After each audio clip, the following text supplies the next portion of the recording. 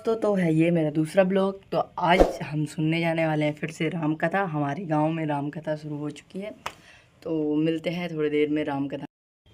दोस्तों, तो हम तैयार हो चुके हैं राम कथा के लिए। अब 2000 years later.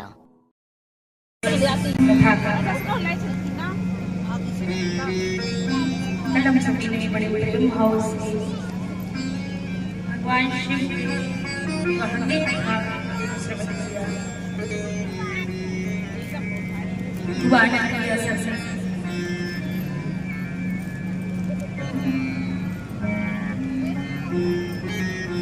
राम कथा पहले सुनी है आप सबने।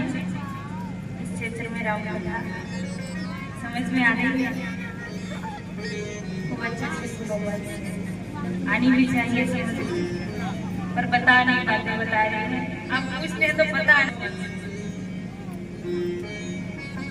तो जा कहाँ रही है कथा, कहीं तो जा रही है। इसी पंडाल में गूंज के तो नहीं ले जा रही। कोई बात नहीं, सुन रहे हैं, यही बहुत बड़ी बात है। कृपा है जो आप सभी लोग इतनी संख्या में कथा सुनने आए हैं, तो कृपा ही है।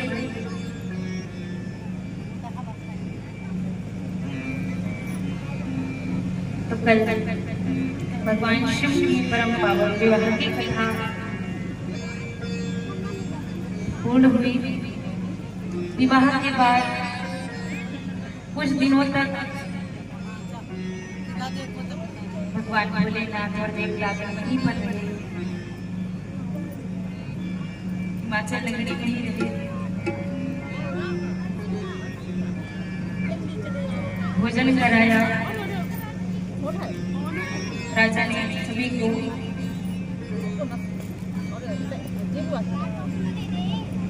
हर प्रकार से दान दिए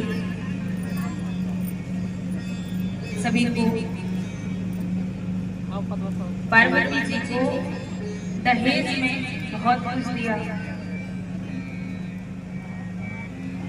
पर जैसे भोलेनाथ जिनको स्वीकार कर लेते हैं, जिनको अपना लेते हैं, जिनको धारण कर लेते हैं, उनको कभी दूर नहीं करते, उन्हें अपना ही बना लेते हैं। ऐसी चीज को धारण ही नहीं करते जिनको छोड़ना पड़ता।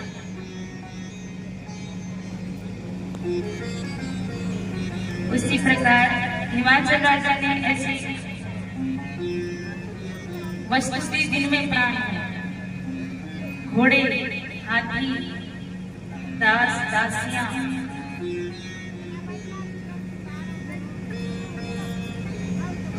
दान में दिया, दहेज में दिया।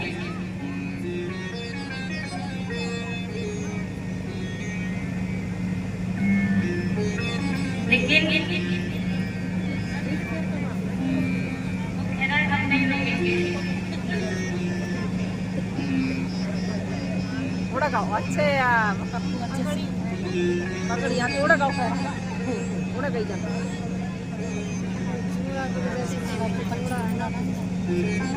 थोड़ी देर और ले। परंतु यहाँ शिव महापुराण में बताया कि हिमाचल राजा ने जितना भी दान में दिया सब वही लुटा दिया। भगवान भोलेनाथ ने किसे ले जाकर क्या करेंगे वहां, जिसको जो चाहिए था दे दिया, घोड़े हाथी जो भी दान में मिला था, जिसको जो अच्छा लगा ले लिया। लेकिन भगवान भोलेनाथ ने सोचा कि पार्वती जी कई बाद में कहे ना मेरे पिताजी ने इतना सब कुछ दिया और भोलेनाथ जी ने कुछ नहीं रखा मेरे लिए, सब बांट दिया, कुछ तो मेरे पिताजी की निशानी हो। तो कहते हैं चार भाई खाट, एक खाट रखी भगवान भोलेनाथ ने कहा बाकी सब तो बांट, लेकिन इसे हमें खाट रखी। विदाई होने से पहले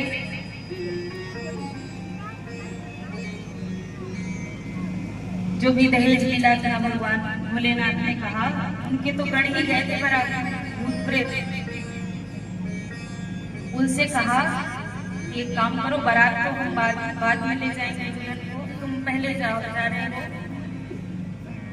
तो इस घाट को ले जाओ, कैलाश पर्वत पर पहुंचा दे दिया। भूत लेकर जा रहे हैं घाट पर। अब भूतों के हाथ में कुछ बचता है, लड़ते झगड़ते लेके जा रहे हैं। कोई कह रहा है नहीं मैं ले जाऊंगा कैलाश पर्वत, मैं ले जाऊंगा, मुझे दो, मैं ले जाऊंगा। लड़ते झगड़ते कैलाश पर्वत पर पहुंचे तो पूरी घाट नहीं पहुंची, खाली घाट का एक पाया पहुंचा। पूरी घाट रास्ते में ही बंद गई, तो वो उसमें बैठने लायक नहीं रही। भगवान भोलेनाथ ने जब देखा तो बड़ा हंसे, बड़ा प्रसन्न हुए, बड़ा खुश हुए अपने भक्तों की लीला देखकर। तो भगवान भोलेनाथ की 12 ज्योतिर्लिंगों में से एक ज्योतिर्लिंग है खटवांगेश्वर। तो वहां पर भगवान भोलेनाथ के घाट का पाया जाता है। घाट का पाया चढ़ाने से भगवान भोलेनाथ खुश होते हैं, उन्हें भूतों की याद आती और वो हंसने लगते, प्रसन्न होते। एक बार सभी लोग मिलकर बोलेंगे खटवांगेश्वर महादेव की जय, शंकर भोलेनाथ की जय। अब यहाँ भूत तो चले गए जैसे तैसे पहुंचे, लेकिन विदाई से पहले माताएं अपनी पुत्री को ज्ञान देती हैं, शिक्षा देती हैं कि ससुराल में जाके कैसे रहना है, क्या करना है, ससुराल में कैसे रहोगी तो सुखी रहोगी। क्योंकि माँ को पता है ससुराल में वो आई है, लेकिन बेटी तो नहीं देखा ना, बेटी ने नहीं देखा ससुराल का क्या हाल है, कैसे रहना चाहिए। तो माँ का पूरा हक बनता है कि बेटी को समझाए कि मेरा तो जीवन बीत गया, लेकिन मेरे जीवन में ऐसी गलतियां नहीं, लेकिन तुम अच्छे से रहना अपने ससुराल में, तब तुम सुखी रहोगे।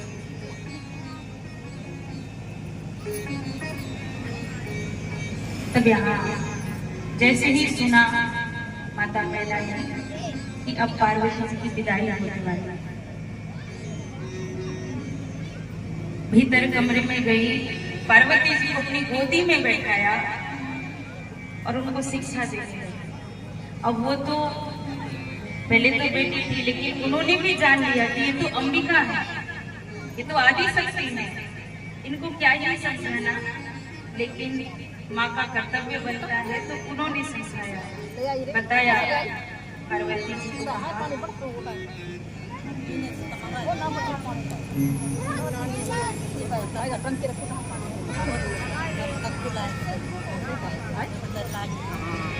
करी हूँ सदा शंकर पद पूजा, करी हूँ सदा शंकर पद पूजा। नारी धर्मपति देव न दूजा, नारी धर्मपति देव न दूजा। करी हूँ सदा शंकर पद पूजा।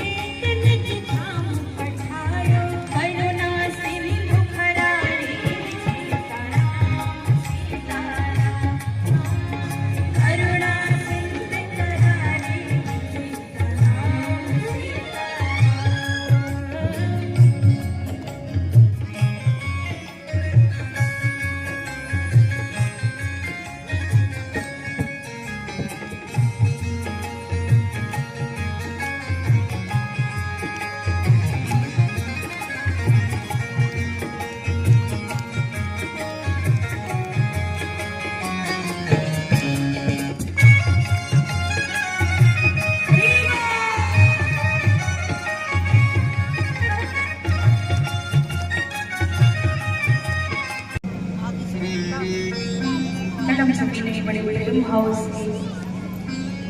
भगवान शिव वहाँ के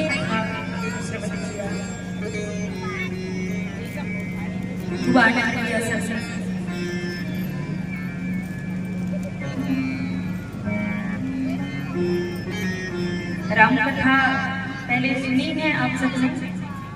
इस क्षेत्र में राम कथा समझ में आ रही है, खूब अच्छे से सुनो, आनी भी चाहिए समझ, पर बता नहीं पाते, बता रहे हैं आप पूछते हैं तो बता नहीं, तो जा कहाँ रही है कथा, कहीं तो जा रही है, इसी पंडाल में गूंज के तो नहीं रह जा रहे। कोई बात नहीं, सुन रहे हैं, यही बहुत बड़ी बात है। कृपा है जो आप सभी लोग इतनी सी संख्या में कथा सुनने आ रहे हैं, तो कृपा ही है।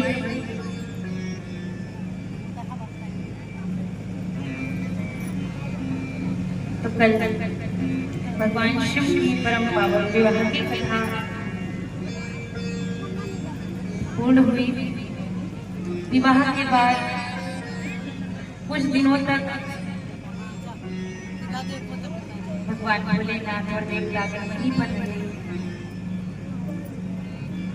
हिमाचल नगरी वहीं रहे। भोजन कराया राजा ने सभी को,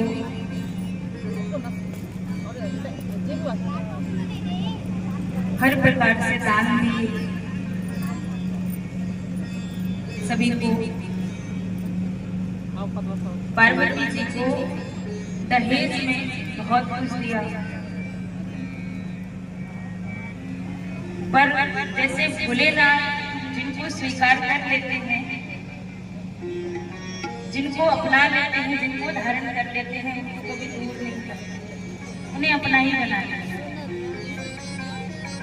ऐसी चीज वो धारण ही नहीं करते जिनको छोड़ना पड़ता।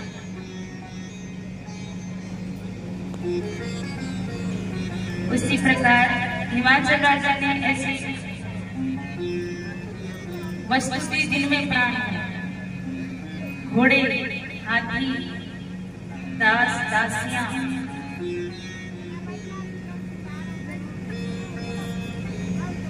दान में दिया, दहेज में दिया।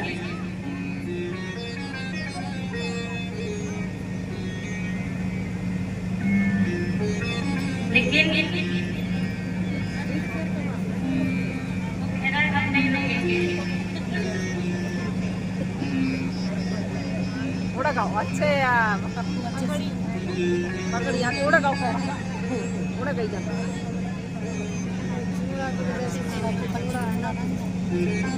थोड़ी देर और लेते।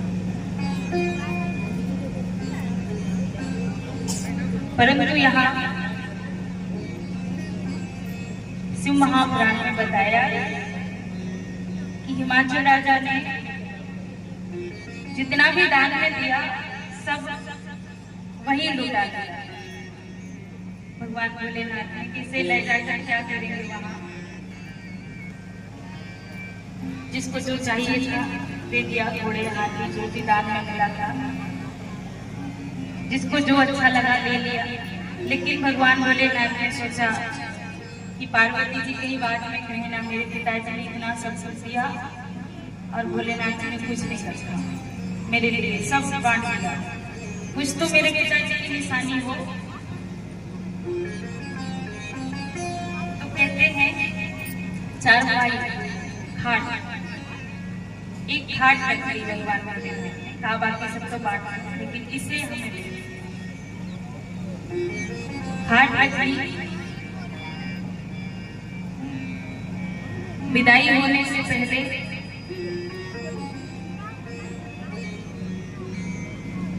जो भी दहेज मिला था भगवान भोलेनाथ ने कहा, उनके तो गढ़ ही गए थे बराबर भूत प्रेत, उनसे कहा एक काम करो, बारात को हम बाद में ले जाएंगे दुल्हन को, तुम पहले जाओ, जा रहे हो तो इस घाट को ले जाओ, कैलाश पर्वत पर पहुंचा जाओ। दे दिया। भूत लेकर जा रहे हैं घाट। अब भूतों के हाथ में कुछ बचता है, लड़ते झगड़ते लेके जा रहे हैं। कोई कह रहा है नहीं मैं ले जाऊंगा कैलाश पर्वत, मैं ले जाऊंगा, मुझे दो, मैं ले जाऊंगा। लड़ते झगड़ते कैलाश पर्वत पर पहुंचे तो पूरी घाट नहीं पहुंची, खाली घाट का एक पाया पहुंचा। पूरी घाट रास्ते में ही बंट गई, तो वो उसमें बैठने लायक नहीं। भगवान भोलेनाथ ने जब देखा तो बड़ा हंसे, बड़ा प्रसन्न हुए, बड़ा खुश हुए अपने भक्तों की लीला देखकर। तो भगवान भोलेनाथ की 12 ज्योतिर्लिंगों में से एक ज्योतिर्लिंग है खटवांगेश्वर। तो वहां पर भगवान भोलेनाथ के घाट का पाया जाता है। घाट का पाया चढ़ाने से भगवान भोलेनाथ खुश होते हैं, उन्हें भूतों की याद आती है और वो हंसने लगते, प्रसन्न होते हैं। एक बार सभी लोग मिलकर बोलेंगे खटवांगेश्वर महादेव की जय, शंकर भोलेनाथ की जय। अब यहाँ भूत तो चले गए जैसे तैसे पहुंचे, लेकिन विदाई से पहले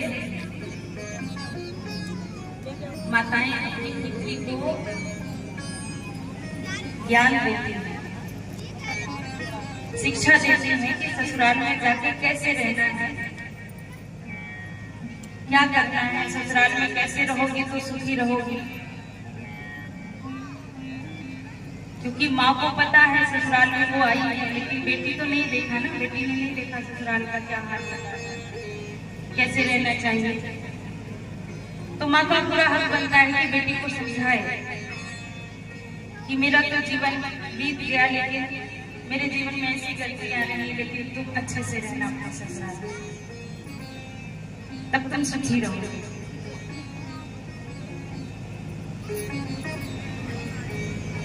तब यहाँ जैसे ही सुना माता मैना कि अब पार्वती जी की विदाई होने वाली है, भीतर कमरे में गई, पार्वती जी को अपनी गोदी में बैठाया और उनको शिक्षा दी। अब वो तो पहले तो बेटी थी, लेकिन उन्होंने भी जान लिया कि ये तो अंबिका है, ये तो आदि शक्ति है, इनको क्या ही समझाना। लेकिन माँ का कर्तव्य बनता है तो उन्होंने समझाया, बताया पार्वती जी को।